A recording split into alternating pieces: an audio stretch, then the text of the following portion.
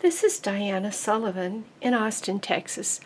I want to show you two different ways to do transfers on your knitting machine, and those two ways give you a completely different look. Let's start with the right hand side here.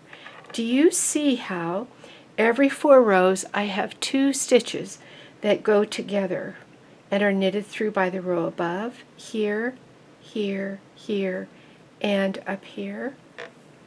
That is a most common method of doing a decrease with a multiple stitch transfer tool. These decreases were done with the 3-prong.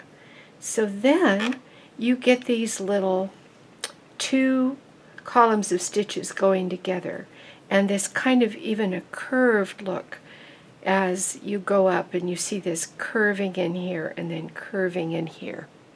Now on the other side we have more of a straight line where this stitch right here is always on top. So here's that straight line marching on up to the top. Let me show you how those 2 different methods were done. I'll start by casting on and knitting a few rows, and I'll be right back. If we look at my sample, you'll see that the ordinary decreases were here on the right, and that the ones with the straight line were here on the left. Flipped over, it's going to be the opposite. And I'm going to do that exercise again. On this side, I'm going to do the ordinary full fashion decrease. I pick up the 3 stitches, I take 1 step to the right and I put them down, and I get rid of my empty needle. But on this side, I'm going to do the other method so that you get that straight line. It has 1 extra step. I take the 4th stitch, move it on the 3rd needle, and then I move these 3 in. For my sample, I did 4 rows and then I did it again. You can practice any way you like. Anyway, again, on the left, I'm just moving over by 1 needle using a triple transfer tool. And on the right, I'm moving this 4th stitch first. Then I move in these 3, move them over by a needle, and knit 4 rows and repeat. You get a very different effect, and I hope you'll give this a try. I think you'll find it interesting. But there is another thing I want to show you as well.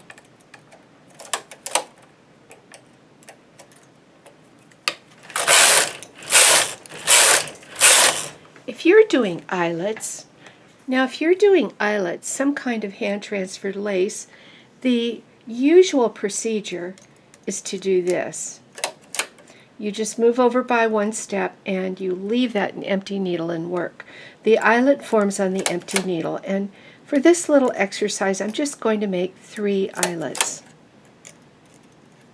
Oops, I need to remember to leave the empty needles and work. Then I'll knit a few rows. And I'm going to do it again. I just want a big enough sample so that you can see what this does. Now these are large eyelets. On a bulky machine like this, you have to hand transfer lace. There's no lace carriage. But there is another method. Suppose we wanted to do an eyelet and we wanted it to move to the right each time. So I do a transfer, knit 2 rows. This transfer will be here, and I knit 2 rows, and then this next transfer will be here. I'm getting a little diagonal line of transfers. I'll do a couple more. I'll do 1 here, and I'll do 1 here.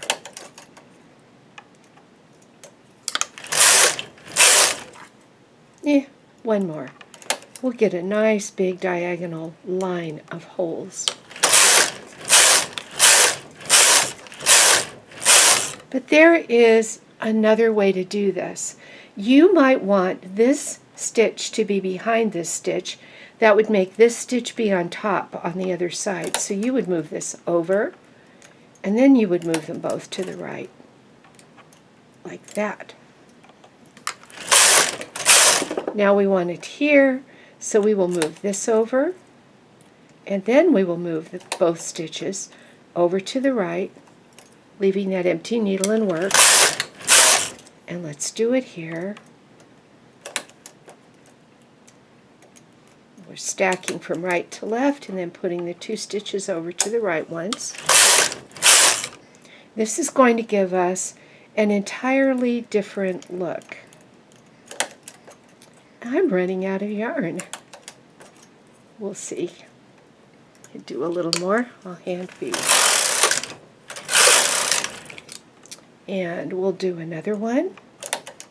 Then we'll take this off and we'll see what we've got.